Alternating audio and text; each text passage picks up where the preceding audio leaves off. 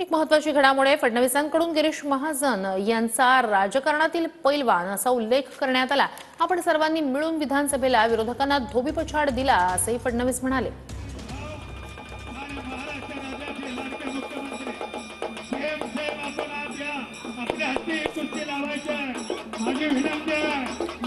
मंचावर उपस्थित असलेले खऱ्या अर्थानं लाल मातीतील पहलवान आणि राजकारणातील पहलवान असलेले आजचे आयोजक आमचे सहकारी मंत्री गिरीश भाऊ महाजन, अशा या सगळ्या खेळाडूंना जास्तीत जास्त खेळण्याची संधी मिळावी याकरता नमो कुस्तीचा महाकुंभ गिरीश भाऊ तुम्ही आयोजित केला।